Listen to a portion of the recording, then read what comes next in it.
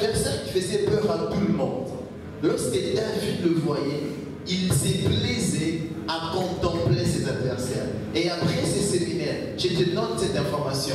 Tu te plairas à regarder tes oppresseurs. Tu te plairas à regarder tes ennemis. Lorsque tu le voyais, tu avais mal au cœur. Lorsque tu le voyais, tu avais peur. Parce que tu pensais qu'ils étaient un danger pour toi. Mais après tout ce moment que nous passerons ici, lorsque tu le verras, tu seras prêt, tu seras le premier à lui faire un câlin, à lui faire un bisou, à lui faire des compliments. Tu lui donneras même l'argent parce que tu sauras que Dieu l'a créé pour te faire du bien.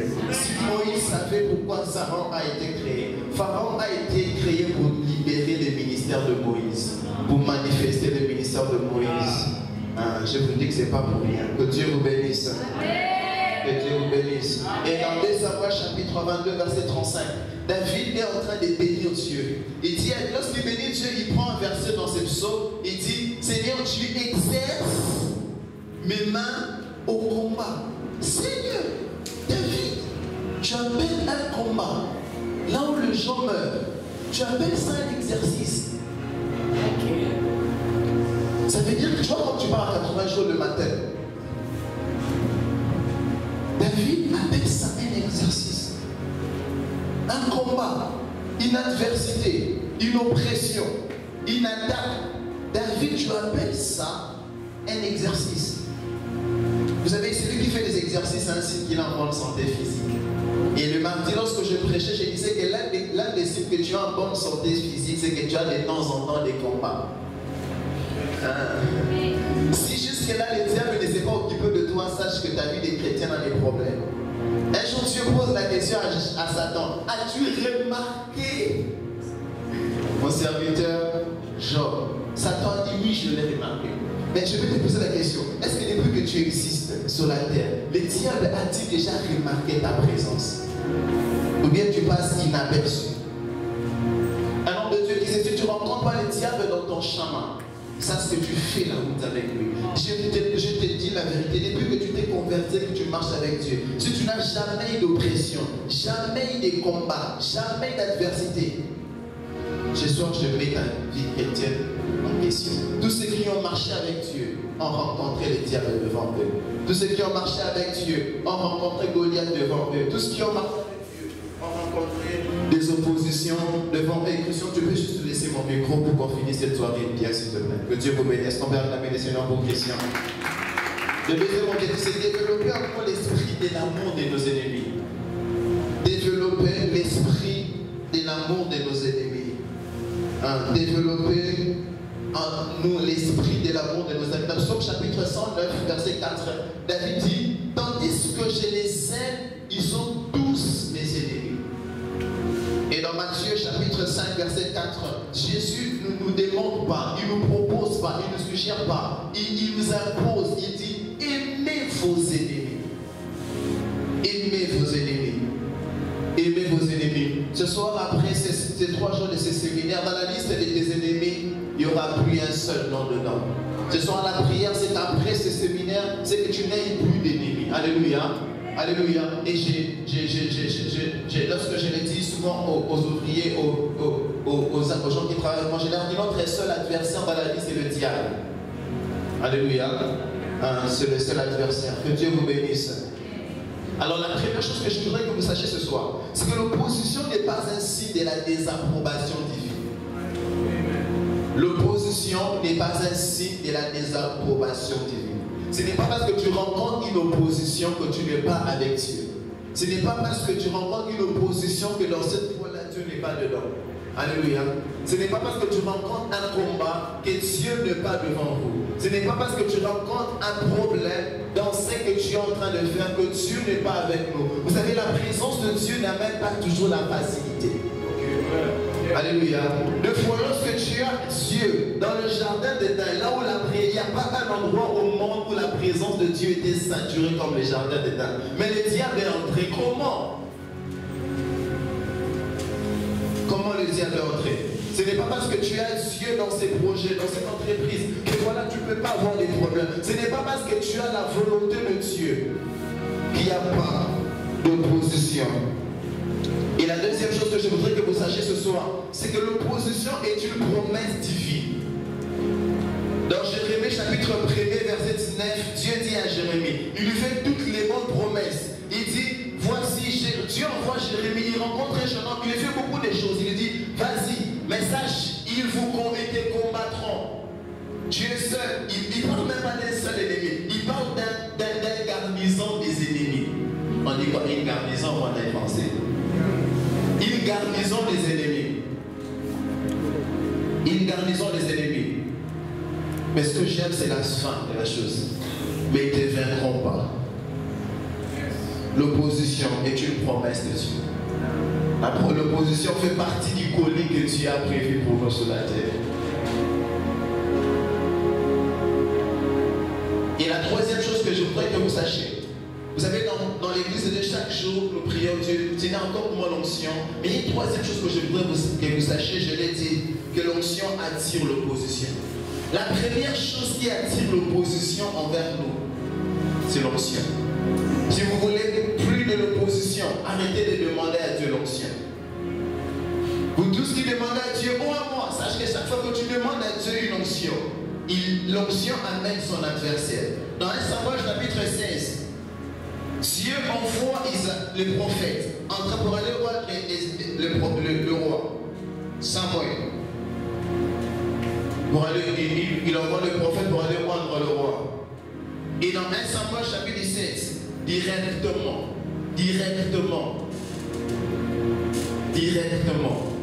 Goliath s'élève. Un peu, vous savez, moi j'ai l'impression que c'est l'onction de David qui a provoqué la présence de Goliath.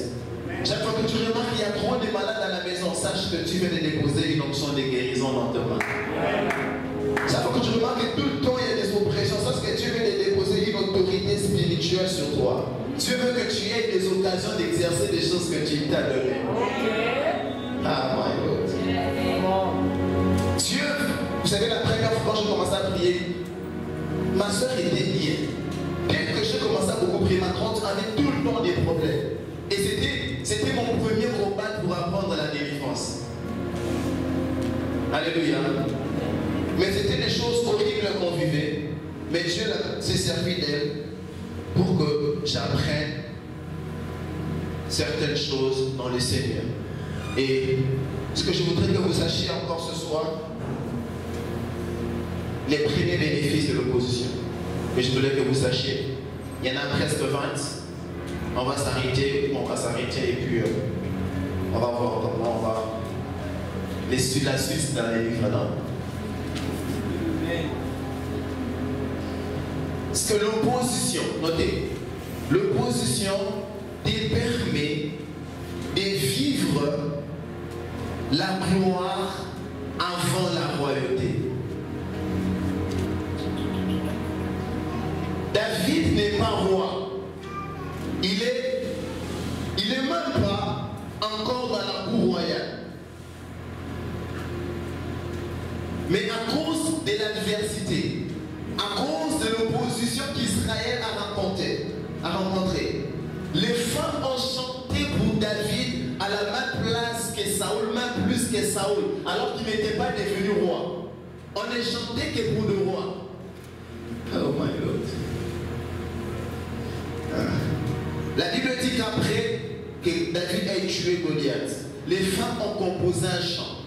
Ils ont commencé à chanter pour David, alors que David est encore berger, alors que David est dans la maison de son père. Mais Dieu l'amène devant un problème qui accorde un certain degré de gloire. Et David est entré dans la maison royale à cause de l'affrontement avec Goliath. À cause de l'affrontement avec Goliath. La deuxième chose que je voudrais que vous sachiez ce soir, c'est que l'opposition nous permet de changer la qualité de notre entourage. L'opposition nous permet de jauger ou de mesurer la qualité de notre entourage. Prophète, Jésus demande aux disciples d'entrer dans la même marque que lui. Ils ont commencé à marcher. Jésus pensait qu'il avait des disciples. Jésus pensait qu'il avait des amis. Jésus pensait Un jour, il pose la question à Pierre, qu'est-ce que les gens disent de moi? Pierre lui dit, Jésus, je sais que tu es le Messie, tu es le Fils de Dieu. Ouh, des bonnes choses. Mais le même Pierre, lorsque la tempête commence à souffler, ils ont lâché. Le même Pierre qui valorisait Jésus a commencé à Jésus. Au moins, on a dit que ton oufa. Aux alentours de Maté, mais de qui es-tu pas que nous périssons?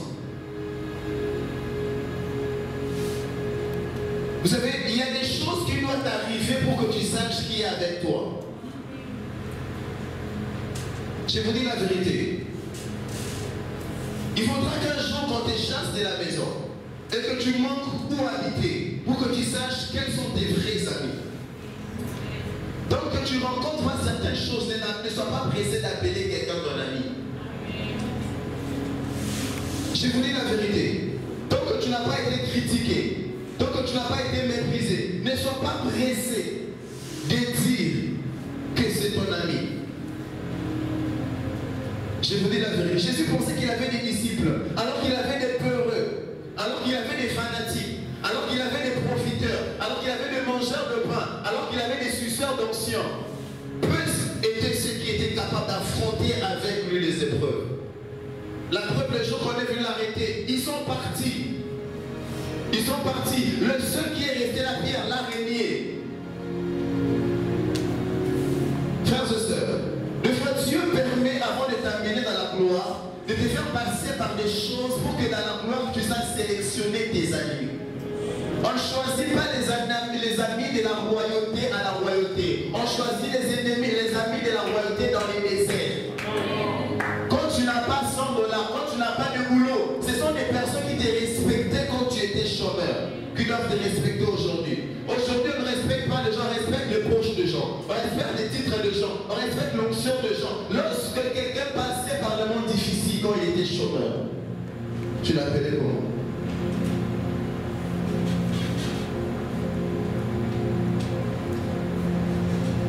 Voilà pourquoi Dieu suscite l'opposition devant toi. Pour que tu saches changer. Est-ce que c'est un ami? Vous savez, Dieu permettra que les problèmes viennent devant toi pour que tu saches si c'est un ami ou c'est ton ennemi. Des fois, tu manges avec ton ennemi, mais tu l'appelles ami. Mais lorsque Dieu place devant, pour comprendre réellement, est-ce que j'avais un ami ou un accusateur? La même personne qui t'accompagnait partout, tu le surprends demain parce que tu es tombé malade. Et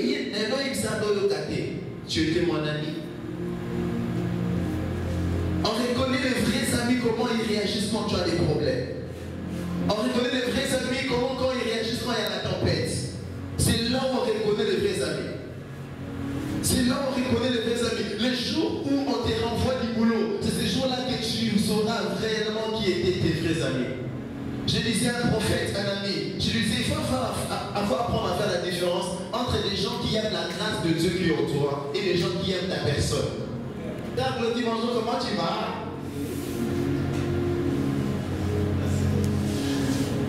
Il faut apprendre à respecter les gens qui te respectent parce que tu travailles et que tu as un cadre dans la banque. Est-ce que si tu n'étais pas le jour quand tu renvoies, est-ce que tu auras toujours bonjour maman, très bien?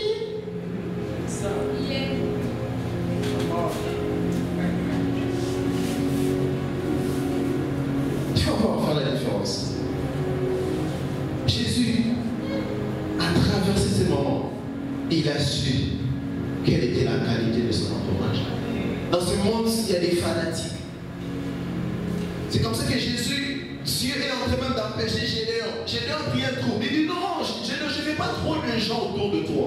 Je veux peu de gens autour de toi. Ce soir, je vais te dire la vérité. Dieu ne veut pas trop de gens autour de toi. Il y a des gens qui viennent encombrer ta destinée, saturer ta destinée. Qui viennent te faire passer le temps. Dieu veut une qualité de personnes qui vont t'introduire dans la destinée. Je prie que Dieu place à côté de toi des personnes comme Jonathan, qui n'aiment pas de l'argent, qui n'aiment pas de poches, qui n'aiment pas de l'onction, qui n'aiment pas tes dons, mais que tu aimes ta personne.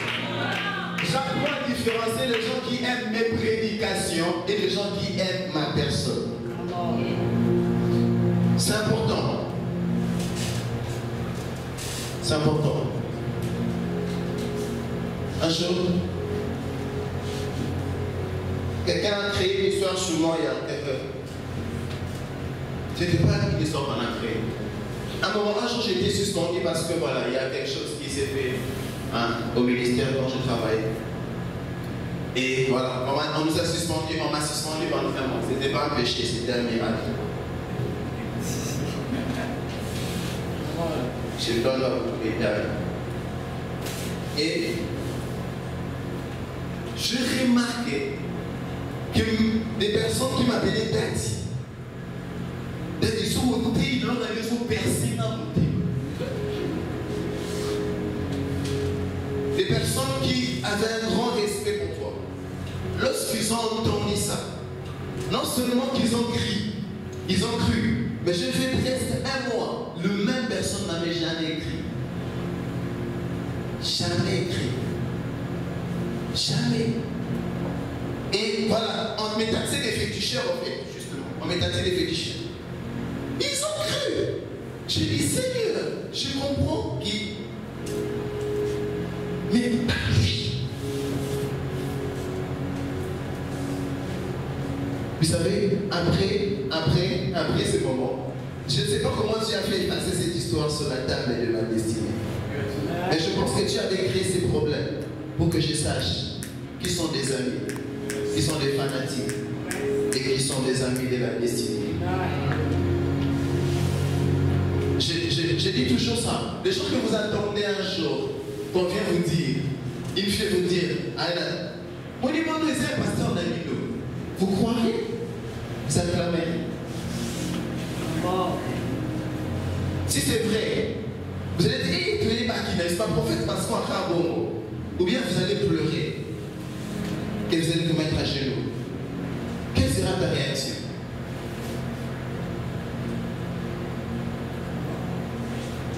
Prochainement, regarde ton voisin.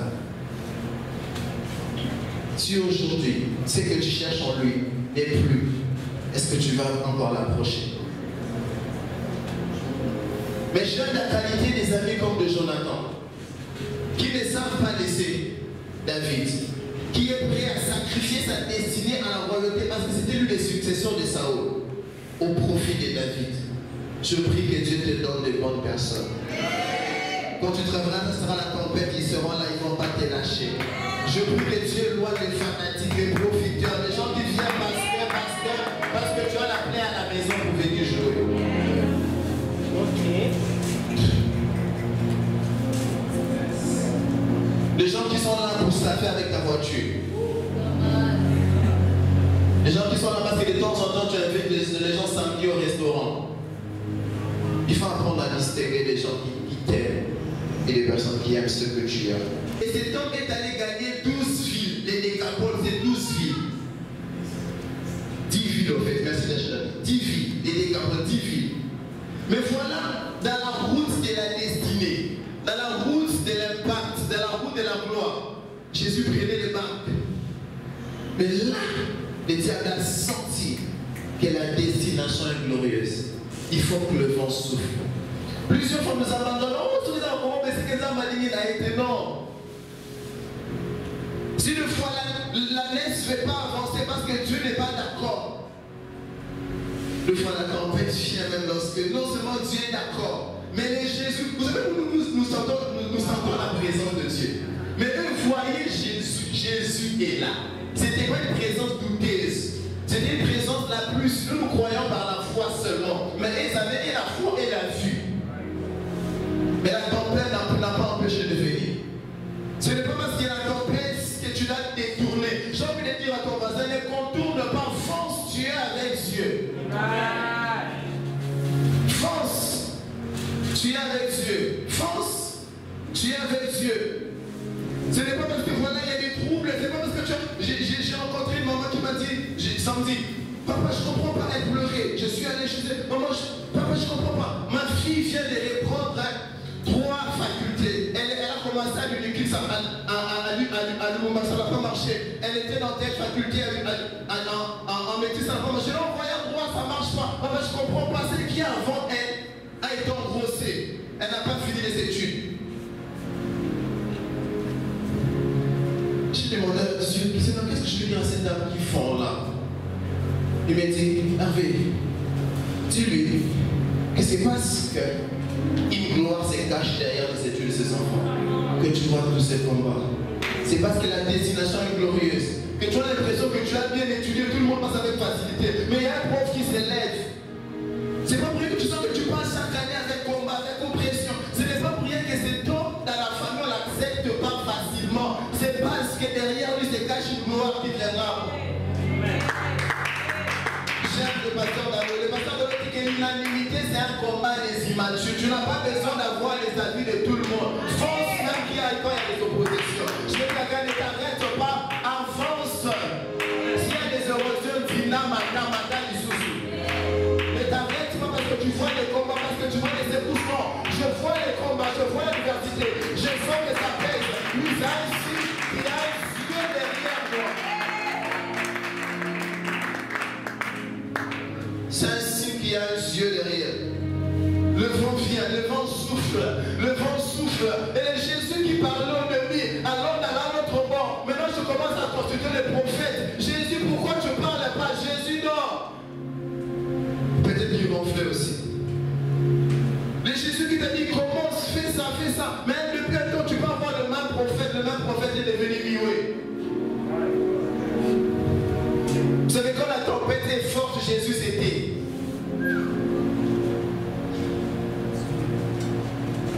Jésus s'était. Jésus ne parle pas. Et c'est la peine de le pas au calme. Attends ton déguéna.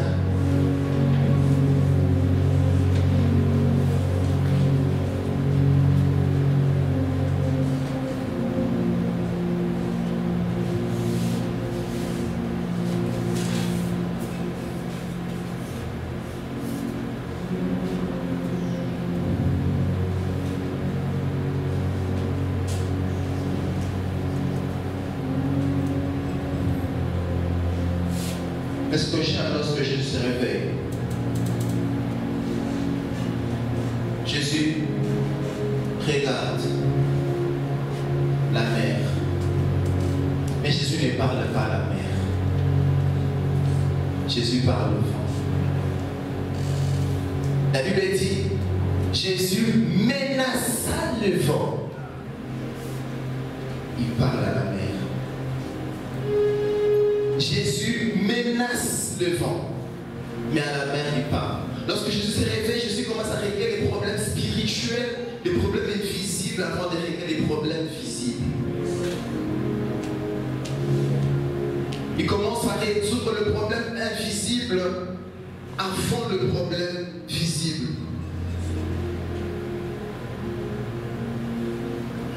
Et la cinquième chose que je voudrais que vous sachiez, l'opposition amplifie notre confiance, notre dépendance au Seigneur. Les personnes qui rencontrent des oppositions développent une forte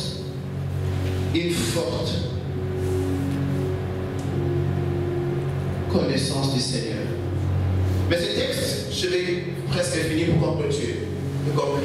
Ce texte, je le compare aussi au texte où Jésus, dans Matthieu chapitre 14, où Jésus les fait passer d'école. La première fois, Jésus était avec eux dans la barque.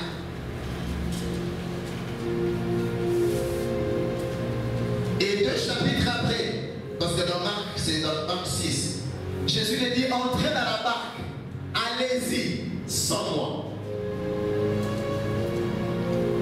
Vous avez compris ce que j'ai dit? Jésus dit aux disciples, allez-y. Et la Bible dit qu'il était resté pour renvoyer la foule. Et il est resté prier. En réalité, Jésus est en train de crier un moment de prière. Il dit aux disciples, allez-y. Allez-y.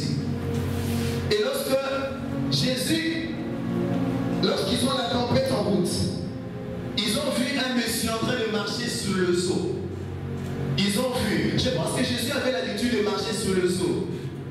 Et ce jour-là, par hasard, ils les ont surpris. Et il marche. Lorsqu'il voit Jésus, il dit à Jésus, si Pierre dit à Jésus, si c'est toi, ordonne que je viens vers toi. Vous savez la différence entre Thomas et Pierre, c'est que Thomas identifie Jésus par les signes. Pour que je sache que c'est Jésus, il faut que je voie les signes. Quand les signes disparaissent, mais Pierre identifie Jésus par la parole. Puisque moi, je sais que tu m'as parlé. Si c'est toi, je sais que si c'est toi, tu t'étais pas. Si c'est toi, je sais que tu m'as parlé. Ça, c'est Jésus. Mais comment? Ce qui n'a monité. Ce qui n'a monité n'a pas. Si je ne vois pas les signes, comment les signes passent? Il y a des jours pour sentir que Dieu est là, tu vas voir 2-3 personnes tomber. Il y a des jours où il va seulement parler. Je préfère être Thomas ou être Pierre. Je préfère être Pierre. Parce que le Dieu que je sers était la parole, il est la parole, il sera la parole et il parlera toujours. Et la parole, c'est la manière d'agir. Ce soir, ne sois pas Thomas. Non, mon a dit, non, mon a dit, non, mon a dit, non, non, non, non, non. Crois ce qu'il a dit. Passons de l'autre côté. Crois seulement. La parole est la pièce d'identité de Jésus. La parole est le premier élément pour identifier avec Jésus. S'il avait parlé de lui, vas-y seulement, ne doute plus. Et la Bible dit, Pierre commence à avancer. Il avance, il avance, il avance, il avance, il avance, il avance. La Bible dit, il arrive un moment. Pierre commence à s'enfoncer. Il commence à s'enfoncer. Il commence à s'enfoncer. Il commence vraiment à s'enfoncer. Et la Bible dit, il cria. Les amis, quand Pierre marche, quand il a la foi, il n'écrit pas. Il est silencieux. Il marche. Je vais vous dire peut-être des choses qui me choquent aujourd'hui. Quand Pierre est en train de marcher, il n'écrit pas. Mais quand Pierre commence à s'enfoncer, il commence à crier. Je vous dis la vérité. Comment on traverse la tempête? Deux fois, la meilleure façon, la meilleure expression de la foi, c'est les silences de foi.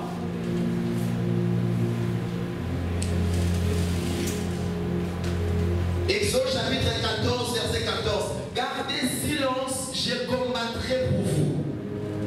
Ésaïe chapitre 30, verset 16. C'est dans le calme et dans la tranquillité que sera votre salut. Mais lorsque Pierre commence à s'enfoncer, il commence à crier. Et je voulais encore donner une affirmation très forte. De foi, notre prière, c'est un signe de manque de foi.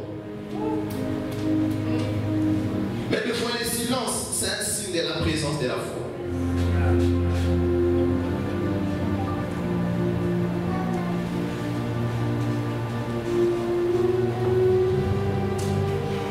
Regardez l'attitude de Jésus.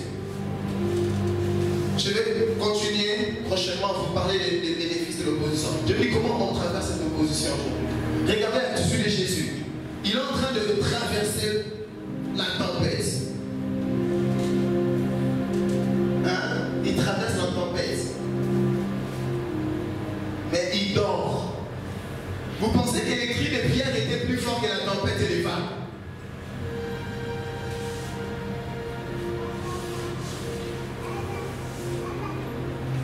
D'après vous, le flot, le vent était plus fort que les cris de Pierre? Oui. Mais Jésus ne s'est pas réveillé malgré la tempête. Oh, moi, tes amis, comment celui qui ne sommeille pas ne dort pas? Dort. C'est le seul verset dans la Bible où Jésus dort. Le seul. Mais lorsqu'il s'est réveillé, il menaça le vent, il calme la mer. Écrivez ceci. Il n'y a que celui qui est calme pendant la tempête qui va imposer le silence à la tempête. Il n'y a que celui qui est calme pendant la tempête qui peut imposer le silence à la tempête. Je vous dis la vérité. Que celui qui est calme Comment veux-tu chasser les démons devant lesquels tu trembles? Déjà.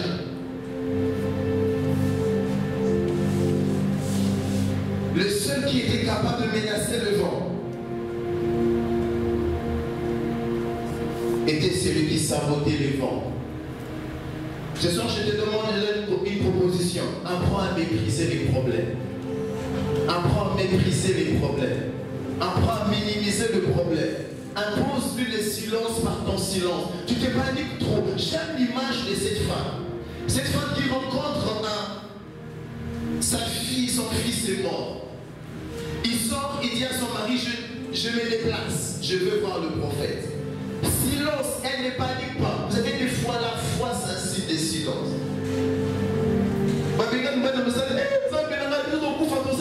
Non, c'est une mauvaise façon de réagir. Il y a un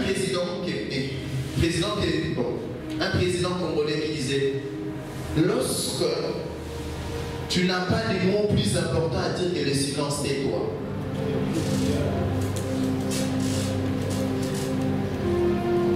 Lorsque tu ne sais pas menacer encore la tempête, tu cherches encore la foi.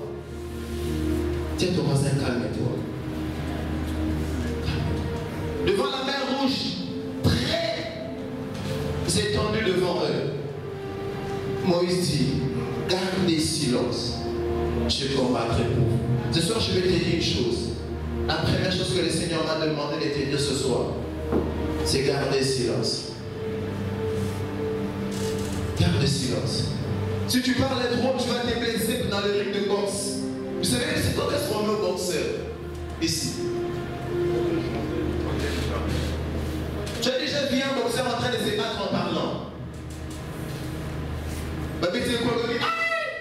Tu as entendu les cris?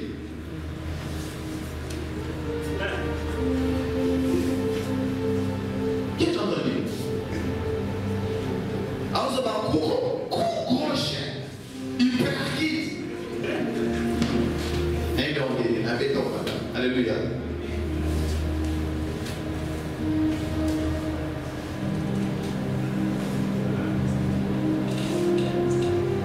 Est-ce que tu es avec moi ce soir? Comment tu as réagi devant ces problèmes? C'est comme ça que tu réagis.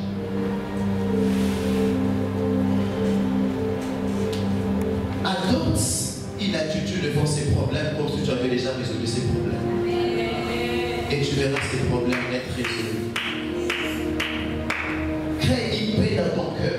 Que ta paix ne dépend pas des événements qui t'entourent. Que ta paix soit au-dedans de toi, au plus profond de toi. Tu dégages une assurance, une quiétude qui ne ressemble pas à ce que tu traverses. Tu n'es pas obligé de te plaindre chez tout le monde. Et il y a des personnes auprès de qui tu vas te plaindre, ils ne vont pas te motiver. Ils auront l'impression de te critiquer, mais ils resteront te mépriser. Ils nous appellent non, tu penses qu'il va vraiment te motiver?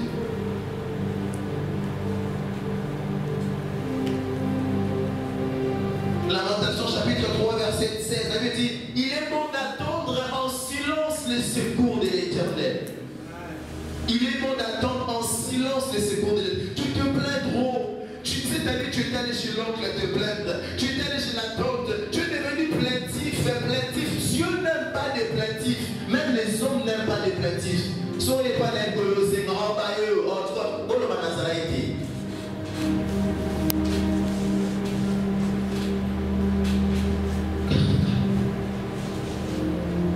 Ils sont le Seigneur au contrôle. C'est lui qui a créé la tempête et les vents maîtrisent la tempête. Et la tempête connaît les sons de sa voix. Il connaît les sons de sa voix. Tu n'as pas besoin de t'agiter parce que tu vois l'opposition. La destination est glorieuse. Tu n'es pas obligé de paniquer. Garde silence. Ce soir, je suis venu vraiment motiver quelqu'un. Je sais que ça ne marche pas. Je sais que l'année est en train de finir. On a déjà traversé 10 mois. 10 mois de difficultés. Dieu avait promis.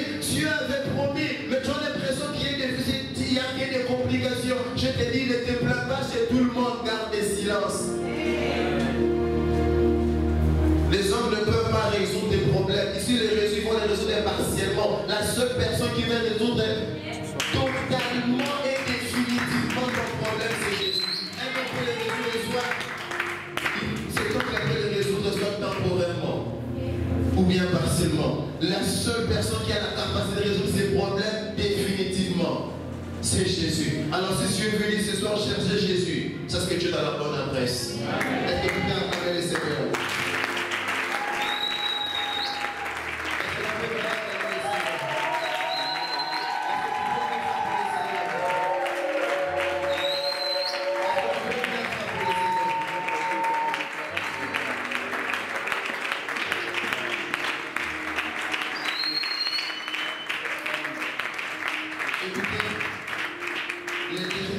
La dernière chose que je voudrais vous dire ce soir, c'est que la tempête ou bien le vent contraire permet à Jésus de se reproduire en toi.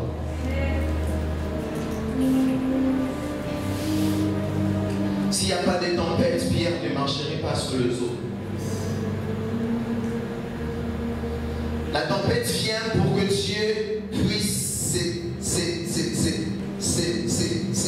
s'investir en toi et se reproduire en toi. L'indécis, c'est que Dieu peut le faire, c'est qu'il ne peut pas le faire lui seul, il le fait avec toi. Amen. Tout ce que Dieu peut faire avec un homme, sache que tu peux le faire avec toi. Tout ce que Dieu fait est transférable. Toute grâce divine est contagieuse. Si tu vois un homme de Dieu qui a quelque chose de nouveau, de différent, de spécial, et que tu lui poses la question, tu dis, c'est ça qu'ici. Tout ce qui vient de Dieu est transférable. La Bible dit la grâce est contagieuse. Je paraphrase. Dans Romains chapitre 1er, verset 11, Paul dit, je souhaite vous pouvoir vous communiquer tout ce que Dieu a est communicable. Jésus, si c'est toi ordonne que je marche, ça veut dire que si c'est Dieu qui a fait, il peut les refaire. Amen.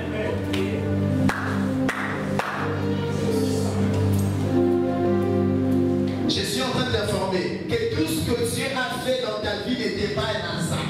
Le miracle que tu as vu en 2016 est capable d'être refait en 2019. Tout ce que Dieu a fait, il peut le refaire. Il n'y a pas des exploits.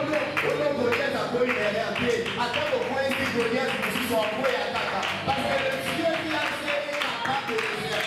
Le Dieu qui a calmé la tempête est capable de marcher pendant la tempête. Parce que ce que Dieu a fait, il est capable de le faire. J'ai déjà vu Dieu acquérir les Christ dans le passé. Et si dans la salle, par hasard, tu as Christ, le Dieu qui a fait,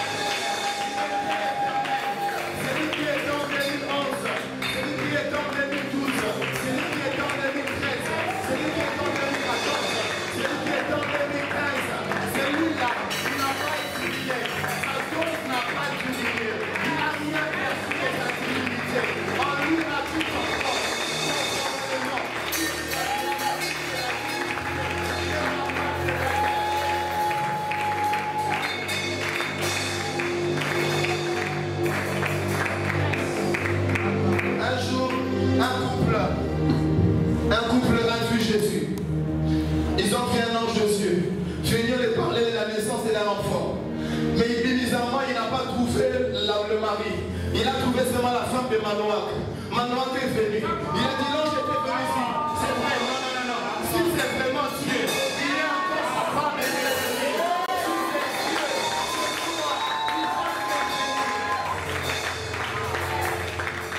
Je parle de gens qui ont déjà vu un miracle dans la vie. Si tu as déjà vu un miracle, je ne t'inquiète pas. Je t'informe. C'est le Dieu qui a fait. Ce soir, il va le faire.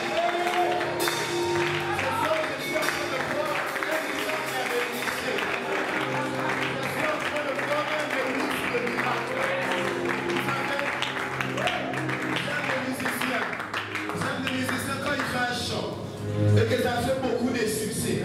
Et qu'à un moment donné, il perd le succès. Il dit non, mais jamais fait un chant. Il rentre au studio. Il fait les remixes. Mais j'aime ça que j'aime. Les remixes est mieux que les remixes. Je montre encore pour te dire. C'est que Dieu est en train de faire. Est plus grand que ce qu'il a déjà fait.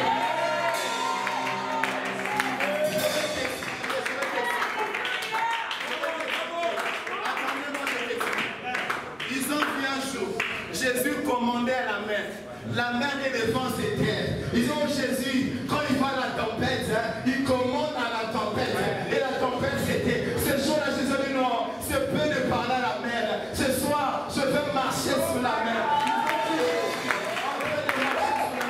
Je t'informe que ce que Dieu est en train de faire est plus grand que ce qu'il a déjà fait. Je suis venu en train de vous dire, je suis comme ce prophète en train de te dire, tu as un fils, cette maison dans sa première gloire avec sa